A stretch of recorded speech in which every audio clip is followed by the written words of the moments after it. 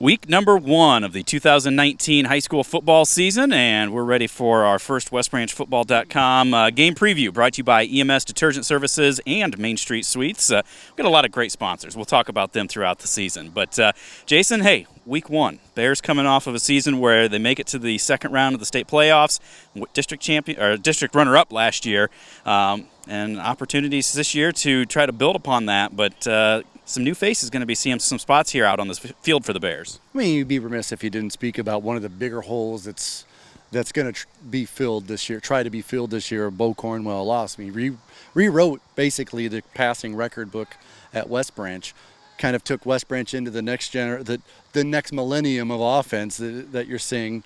West Branch, I think, this year takes a little step back. To go back to the old traditional, we're going to pound and ground, but just when you start filling the box, we're going to try and take you outside, throw some things on the outside, mix it up a little bit. Gavin Hirschman, a quarterback, he's a coach's kid. He is the offensive coordinator's kid. So I just think you're going to see a little bit more really, really balanced offense. Well, and it's going to be interesting to see how everything falls together. You know, you get him in there, you get a couple new guys in that offensive line. You've got some guys, backs, receivers that are coming back. But, how does it all just fit together? And that's what's always exciting this early part of the season is all those moving pieces and getting them to finally come together into something efficient. Yeah, I mean, the good news is you talked one of the pieces in the backfield.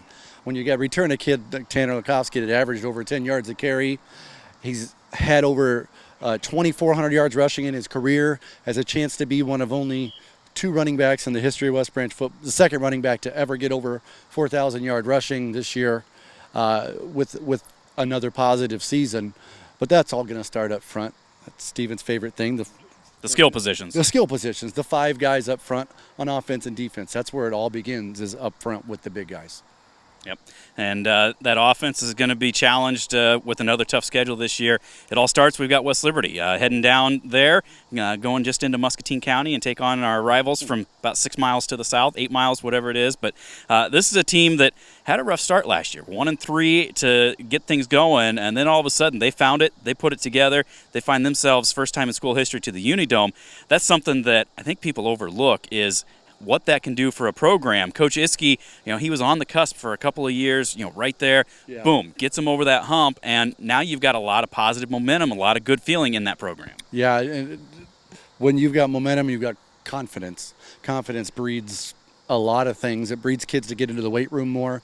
It breeds, hey, we're going to be more confident about this play is going to work. Perhaps maybe 2 years ago it didn't work. If West Liberty, the funny thing about it is the last few years we talked to some of their kids after the game, and the West Liberty game last year was 32-6 was the final West Branch wins. But then you look at, they started the season off 1-3 and finished 8-4.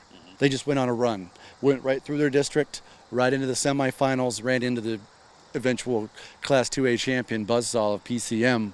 But they lost some kids in positions, I mean, specifically Mr. Feldman at quarterback, but they do return Will Esmoyle. Is an absolute stud defensive back. He's a stud wrestler, one of Steven's favorite things to talk about.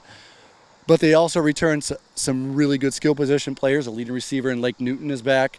A couple of offensive linemen are back, but have been turned into, would you call them H-back, hybrids of receivers, and Chown and Kobe Simon at 6'4", 220. Another wrestling place winner, but he's also a good athlete, quick. So they're going to look to try not only use him as an extra blocker, but get him out in the open field. And he's very tough. He's going to be tough to bring down. Yeah, I mean, it's one of those, again, they've got a lot of different pieces. They're trying to get it all put together to replicate what they were able to do last year. So this one's really going to come down to who's able to find some of that offensive groove early on, who's able to make those key defensive stops. I think that was the key last year, was our defense just played phenomenal, got some long fields, got some turnovers. If who's going to be able to do that this year, that's really going to determine how this game turns out. I agree. Really quickly, Jerry Flake will come in here real quick. We talked about how far, on the podcast, we talked about how far this rivalry goes back. Steven's the voice of the Bears now. This guy was the voice of the Bears in the early 80s. He saw some good ones. I always call it, when I talked with Matt on the podcast and Steven, like a Hatfield and McCoy game. What do you think? Well, it is. I mean, it does. It goes way, way back on there. So, and, one of the things I won't forget is last year we were coming back from Wapello. We came through West Liberty. Tune it on the radio or the internet to check and see what the Solon West Liberty game. That was, a triple overtime? Yeah. terrific ending on something like that. So they're going to be ready to go for us. Irregardless, I think they've got some players. I think Coach Hiskey's really started to turn some things around there. So we got to work it out for us. We got some young kids, and they're built to blend with the old kids. At Josiah Galvin, we haven't mentioned him yet. He's going to be a star player on that team. And with Taylor Dingler taking over more of an athletic, like a true athletic quarterback compared to Feldman was athlete slash just a big kid, just a workhorse. It's just going to be a different kind of game. But as always, when we talk about West Branch, West Liberty, man, throw the records. Luckily, they're both 0-0 to start the year. Good news. Nobody's won, nobody's lost. But somebody wins Friday, and let's hope it's the Bears, guys. Looking forward to it. It is a 7:30 kickoff from West Liberty. We will have a 7 o'clock pregame with the Bearcast at westbranchfootball.com. Big thank you to EMS Detergent Services and Main Street Suites, our sponsors for our weekly game previews right here at westbranchfootball.com.